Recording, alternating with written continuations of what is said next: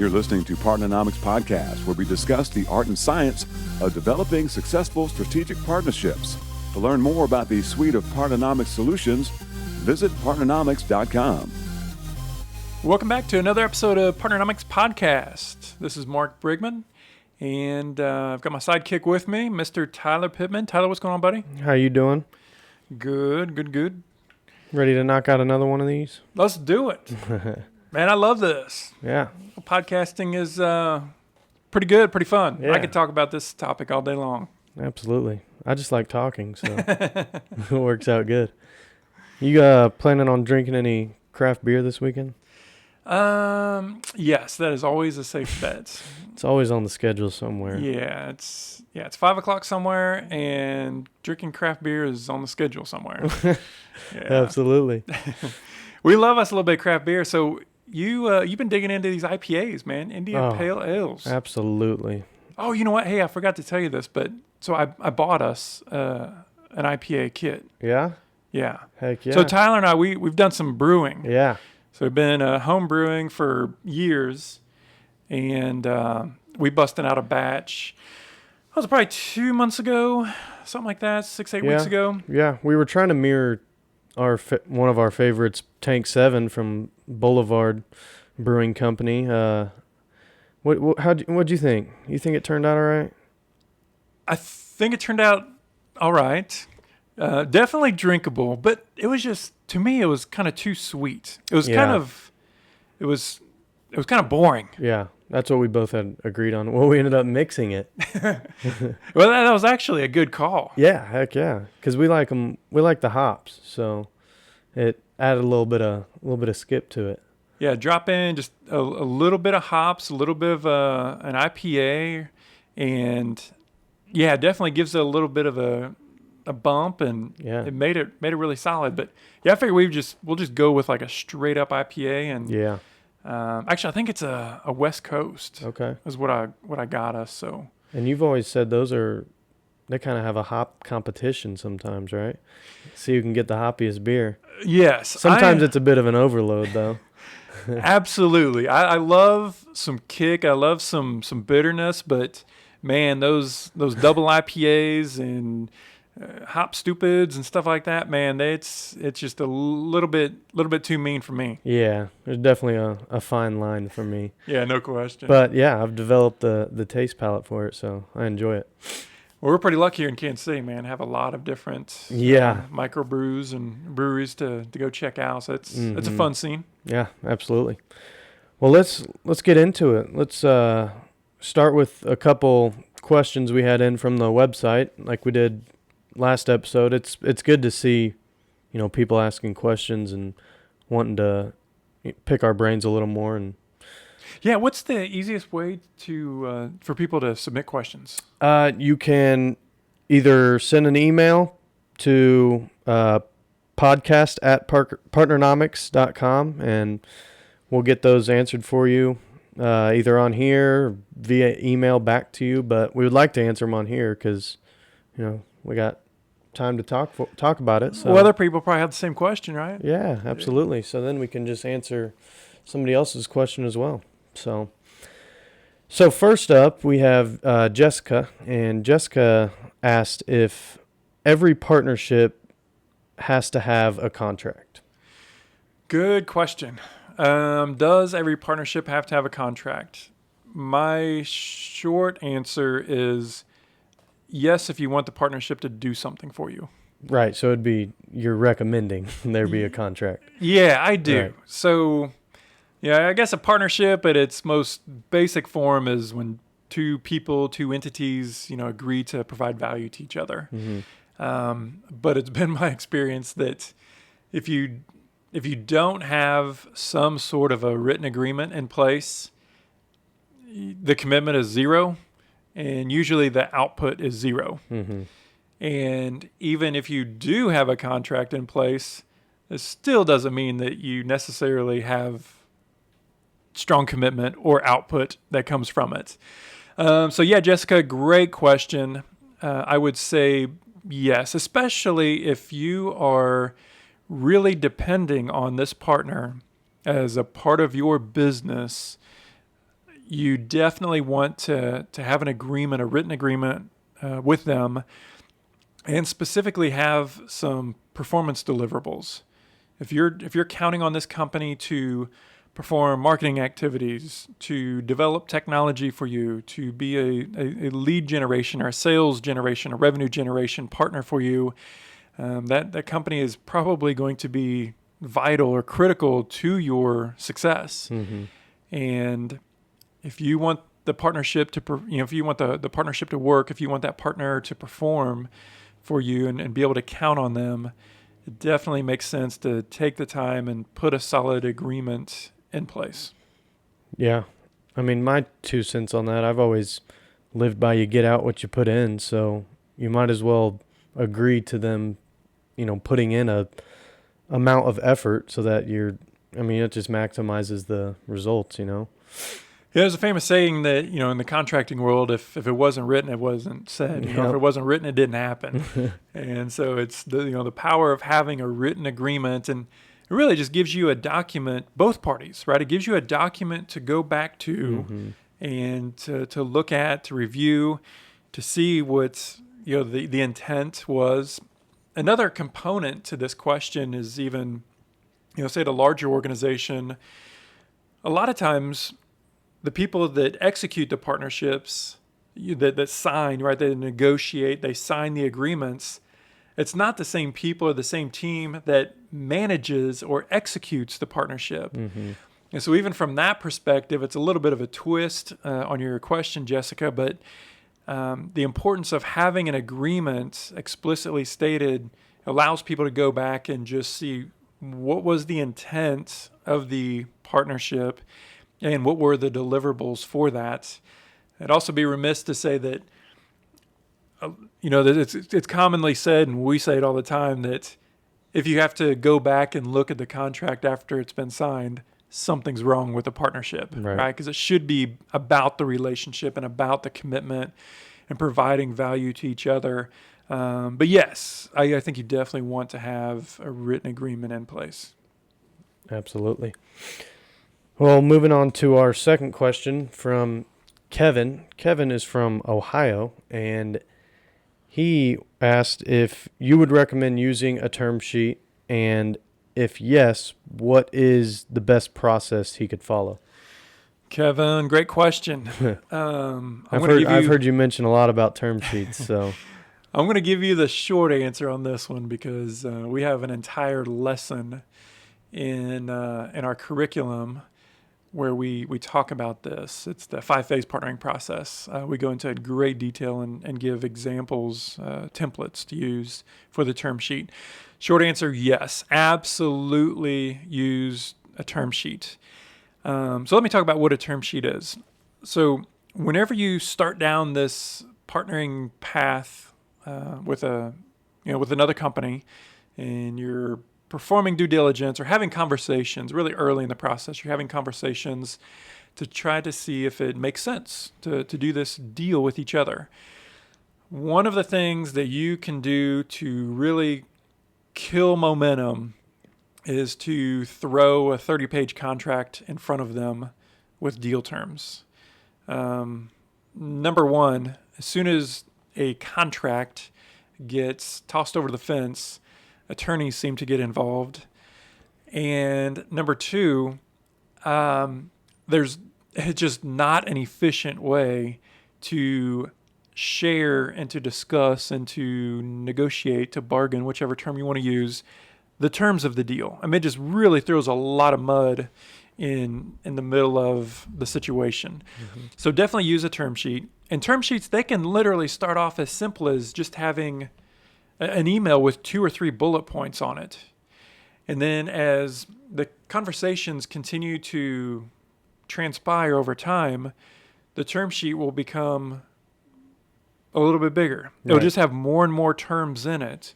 And so by the end of your kind of back and forth, as you go deeper into the negotiating process, you will eventually have every business term, what I'll call quote unquote a business term. You'll end up having every business term in your term sheet. And then when it's done correctly, your term sheet is actually used to then very quickly, very easily, very efficiently write the partnering agreement. You don't grab a partnering agreement template and then just start, tossing these terms into it Right. and then launch it over the fence. The agreements are brought into the process whenever essentially all of the business terms have been negotiated. So they kind of, term sheets help you document as you go, the terms that you talk about, and then at the end you kind of have something to be able to formulate that partnering agreement off. Yep, Okay. that's exactly it. That's Yeah. exactly it. I'd like to throw out another tidbit of information. It's absolutely kind of one of those what we call success practices, and that is, some companies have what we call non-standard legal terms, right? So in term sheets, those are primarily used to share and volley these business terms back and forth. But let's say, for example, your company has a very stringent requirement on liability insurance, or a limitation of liability, or some legal term that's non-standard. You definitely want to put that non-standard legal term into your term sheet and share it with your prospective partner before they see it in a contract. Right. Just like we talked about a couple weeks ago, the partnership success pyramid, the foundation is trust. Mm-hmm. And we're always either building trust or we're eroding trust. Right. And man, it all comes down to that foundation of trust. Mm-hmm. And I can tell you that if it's a general practice in your company to toss these contracts over the fence with a lot of surprises in them that you haven't discussed at all with a potential partner, that is one of the fastest ways to erode trust. Right. It is definitely something that you want to avoid, and using a term sheet well is one way to do that. Yeah. I know Bernie Brenner, he'll swear to it. I listened to his thought leader conversation, and he definitely said use term sheets. Yeah, as a matter of fact, so I asked him, and he's, oh gosh, I don't even know how many hundreds of deals this guy's done over his career. He's one of the founders of TrueCar. And so I asked him, if he had one piece of advice, if there was one thing that he could, have partner development leaders do, these people that manage strategic partnerships or biz dev teams, what is that one piece of advice that he would share? And you hit the nail on the head. He's use term sheets. Use them and use them correctly. Right. So last question for you, Mark, is from Taylor. And Taylor asks, she said that they have in-house attorneys that help with the contracting process, and when would be the best time to bring them into the conversation when exploring a new partnering opportunity? Yeah, good question. And actually, we're asked this frequently.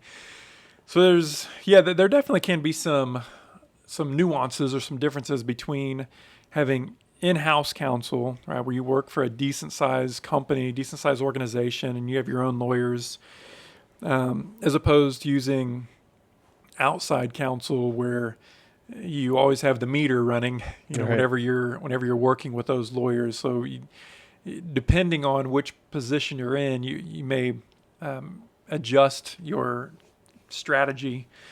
But whenever I worked at Sprint, obviously we had in-house counsel, but we were really lucky in that we always got to work with the same attorney on our deals. And fortunately, he was very good. He really understood what we were trying to accomplish within our teams and all the different initiatives that we were working on. So he knew it really well. He was easy to work with, and he knew that our job was to negotiate and to work all of the business side of the negotiation. And he was there to really represent Sprint from the corporate side and from a risk side. And so, that's the way that I view working with attorneys is the biz dev person, the strategic partnering person. They are the ones that want this partnership or see an opportunity for the partnership, they're the ones that are intimately familiar with the strategy of what the business is trying to accomplish. And it's the attorney's role to make sure that you don't put a silly agreement in place that exposes the company from a risk perspective. So I would say it depends on your relationship with that attorney. But I will say that, really effective partner development leaders or these biz dev leaders, they have the ability to run with these initiatives basically right up to the finish line, where the only thing that you need to do is to put the terms into an agreement and get the agreement executed. In my opinion, lawyers should not be brought in to help negotiate the agreement. Right. The negotiation should be done by the biz dev leader. Because if you're in that biz dev role, you know what you want out of it and essentially what, not who to partner with, but the intentions of what you want to do. Whereas the lawyer, you'd just be bringing them in and trying to fill in as you go. Yeah. And the attorneys, bless their hearts, they're trying to be helpful. Yeah. They want to be helpful, and they see their role as we got to get this agreement to the finish line. Mm-hmm. And sometimes they try to jump in and help negotiate business terms. Mm-hmm. But to your point, they don't really understand the business in a lot of cases, and definitely don't understand the nuances of what you want from this partner. And although they're trying to be helpful, they're coming at it, with good intentions. They can really muddy the waters quickly. Right. I feel like they could accidentally skip a step too that is necessary, and that, I don't know, it just makes it a lot muddier, like you said. Yeah. So good question. Yeah, good question. Absolutely. So as we've been going through the partnership success pyramid in the last two podcasts, we first touched on the base of trust, and in our previous podcast talked about alignment, and with the 4 aspects of alignment being vision, mission, core values, and goals. And today we're going to move to transparency, and within transparency, the 3 aspects that we talk about are clear, honest, and timely communications. So I'll let you kick us off on transparency. Yeah, so transparency, as you mentioned, is the 3rd imperative. Mm-hmm. It's the 3rd must-have in order for partnerships to succeed. And so transparency, I guess a synonym or another word that we could use is just effective communication. But transparency to me goes one step further. It's not being coy. It's not hiding the ball. It's really putting it on the table and showing your cards, but aligning yourself with that partner so that you can provide value to them. They see that, and you share how they can provide value to you. Everybody sees that, and it's absolutely, like we said, it's an imperative for partnership success. And so, yeah, you mentioned there are 3 different components: clear, honest, and timely.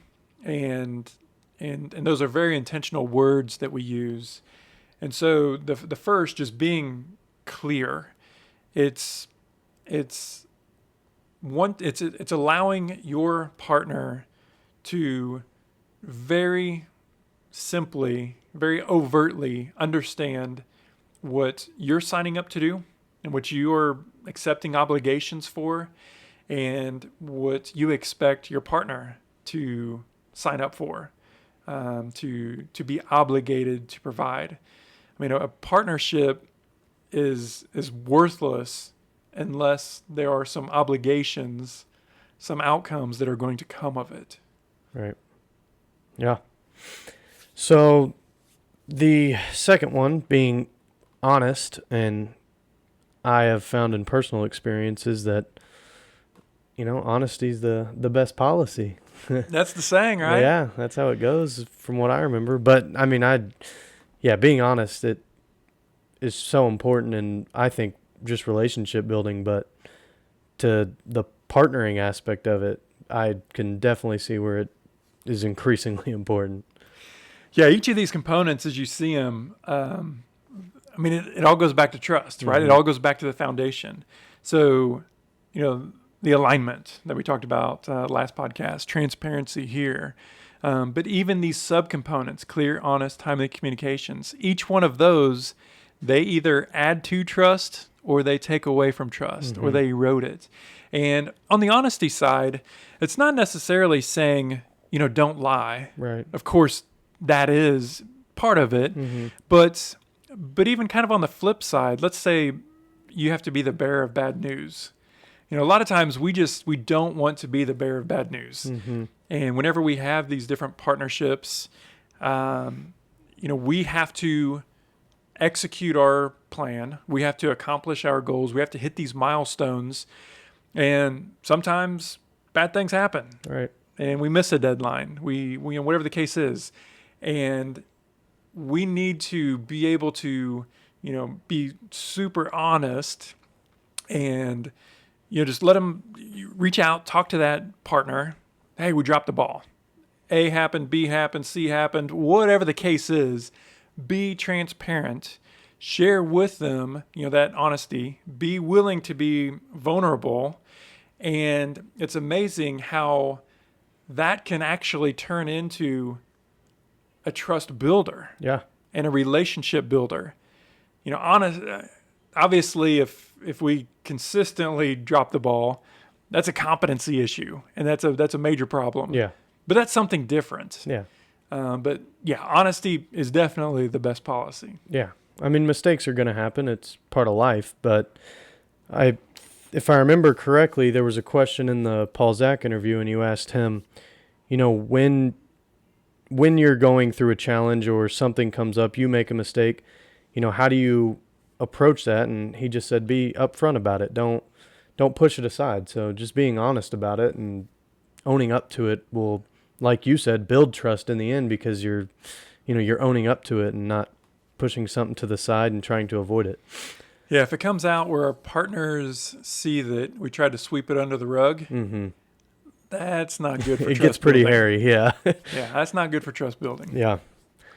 So last element here is timely communication, and there's nothing better than being on time.